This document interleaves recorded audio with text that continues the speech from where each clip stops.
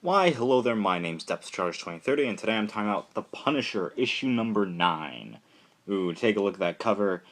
It's basically Frank in his whole new Marvel Now gear with the skull mask, and of interest is like, the cover is just like a giant shade of red, and you see a Black Widow right there, which is actually a hint at a crossover between him and Black Widow for this issue. So it's a neat cover. It's kind of like distorted, like you're seeing it through glass, and or the perspective is more on this Black Widow, and he's just in the background. It's a neat cover overall, and I dig it. I dig it.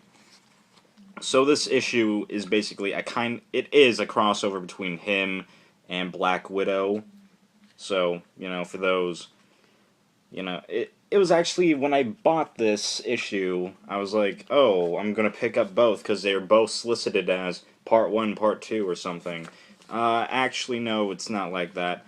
The Punisher issue tells, well, Frank's story from this story, so it tells Frank's perspective, and then the Black Widow issue actually tells, well, Black Widow's perspective and what she's up to in this issue. So, yeah. So if you gotta buy one, if you're following Frank and or Black Widow, I advise just picking up one.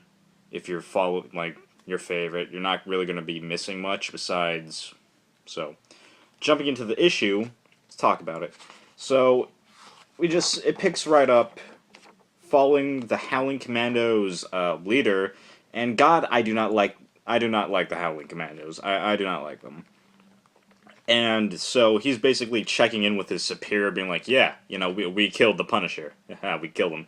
And then the guy who ordered them to do the hit was like, "Yeah, no. You see, kinda dead is not dead. So, in whole comic book logic, it's if you don't have a body, it's probably not dead. So, and they make a little joke about how highly overrated the Howling Commandos are. So, I'm kind of just like, did they wait like all of 9 issues to like comment on the fact that they purposely overhyped the Howling Commandos? Or I'm just like, what? Has this been the whole payoff for that? I'm just kind of left in wonder right there. And then they kind of allude to the fact that Frank might actually have some more family out there in the world, and that this guy might actually be related to Frank.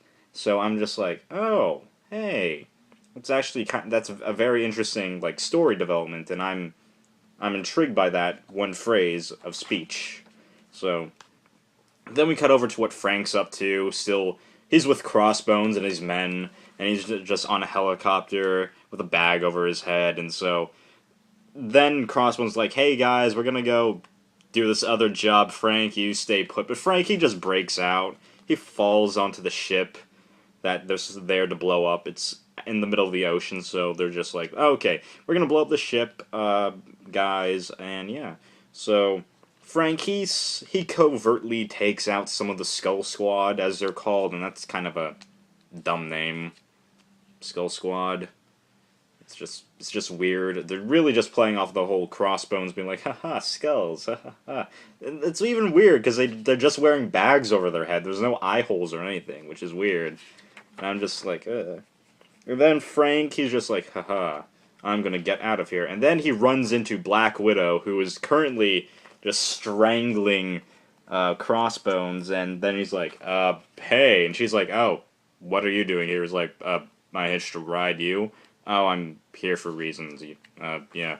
So they gotta get. They're Punisher. He's trying to leave. He's bringing Crossbones with him for some reason. I don't understand it. And so, while this is going on, he's just defending their getaway helicopter, while Natasha is, well, interrogating someone. So, when she threatens to kill him, Punisher intervenes and just goes, "Hey, I know that this guy doesn't know anything, so come on, just bring him with us." So when they finally do leave, the ship that they were on blows up. So they're on a helicopter now, and Natasha, she's like interrogating that dude in the back cell, while Punisher's like, alright, time to go back home. But then Black Widow pulls a gun on him and says, you know, you done bad things, Punisher.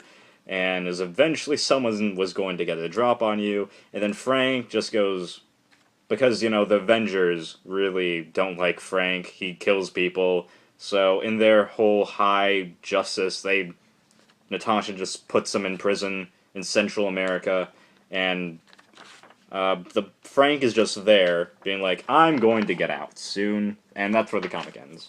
So, it's kind of, at this point in time, like, the art's still similar to, like, the normal crew and all that, so I'm not going to talk about the art that much, but it's I just feel that they're just kind of just taking Frank and throwing him wherever. Although they are eventually going to bring him back to L.A. because they're hyping that up in this issue, but they're just slowly building towards that. But I just feel like they couldn't just keep him in one place or have him try to go. They're just going to have like Crossbones or someone else just run in and say nope. So it's like it's just I feel bad for Frank. He's just trying to do good, and then he just gets the shaft and whatnot. So overall, decent issue. I give it a 3.5 out of 5. It's not the most I don't want to say the most story driven, but it's more of it's just a one moment kind of issue. Like it's something small that gets the broader, like gets the bulk of the issue, while like the more story elements that are going to carry on throughout the series are like getting like 1 page, 2 page. So my name is Depth Charge 2030. I like the issue, and ooh, take care.